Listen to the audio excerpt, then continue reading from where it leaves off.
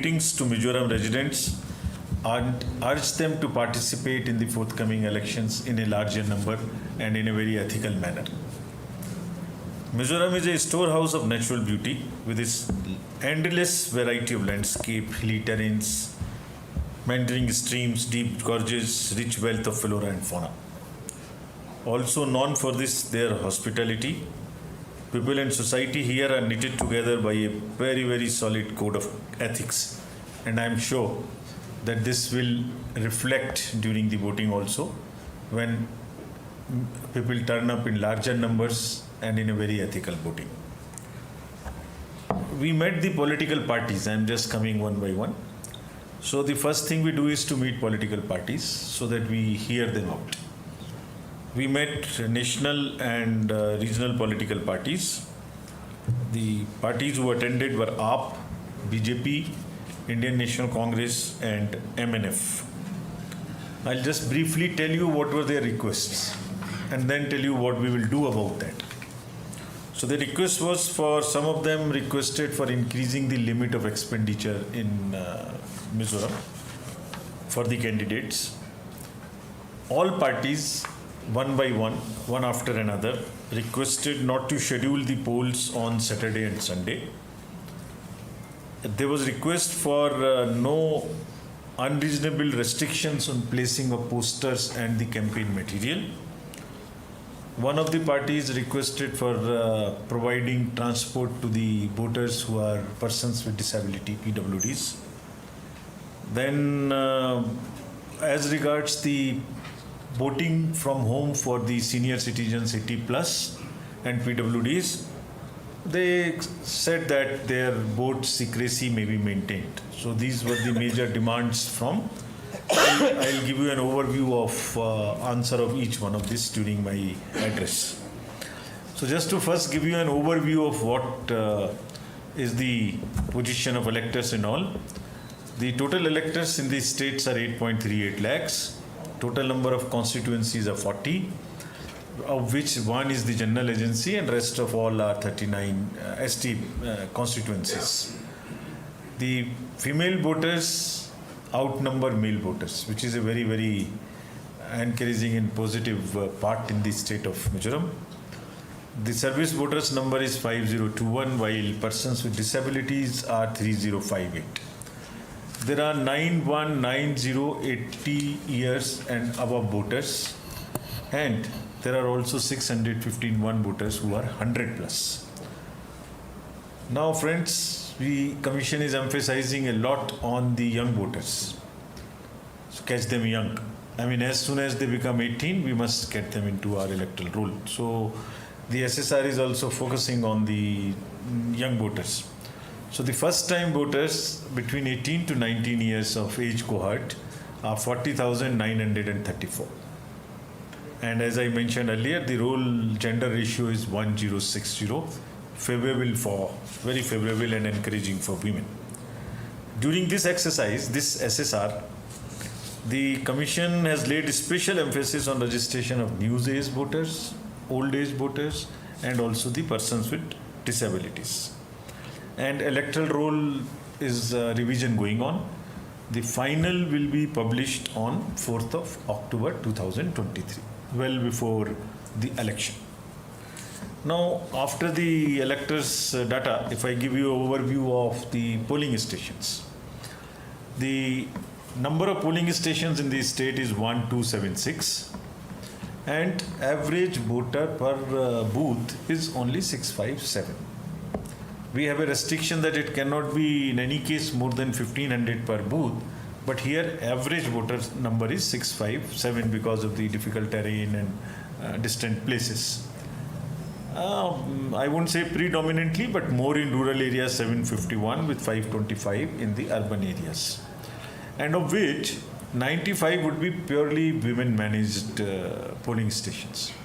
This is a part of the again empowerment exercise all over the country, that we manage some booths through the women employees, including the police personnels are also women.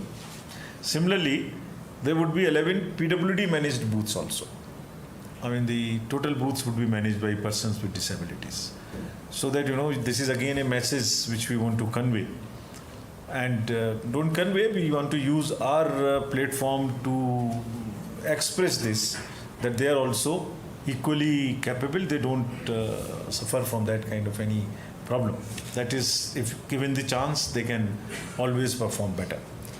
There would be similarly, in order to give encouragement to youth, so whosoever is the young youngest employees recently recruited, will manage 40 polling stations through them. And there would be 40 model polling stations also. So women managed polling stations, PWD managed polling stations, model polling stations, and youth managed polling stations. And in some districts, there would be theme-based polling stations also, environment-friendly polling stations. There would be webcasting on 50% polling stations, which means 638 would have the webcasting facility. Regular monitoring will be done by the CEO and DO when the polling takes place, and also during the entire campaigning period. To enhance the voters' experience, just the pictures of how the polling stations would look. This is just to convey to the public at large through our media friends, so that they come and participate in the festival of democracy on the day of polling. These are our PWD friends who will be managing it. Young teams would manage this, and many more polling stations will come up in the form of the model polling stations. Friends, each polling station will have basic assured minimum facilities. They will have a ramp for our PWD voters, toilets, light, drinking water, electricity, and they will have signages, they will have poll volunteers. So that, if anybody wants any help, that would all be available there.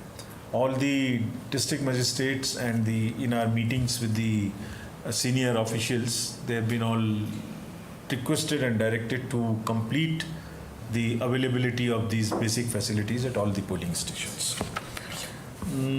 If we come to the next point of how PWDs and senior citizens would be.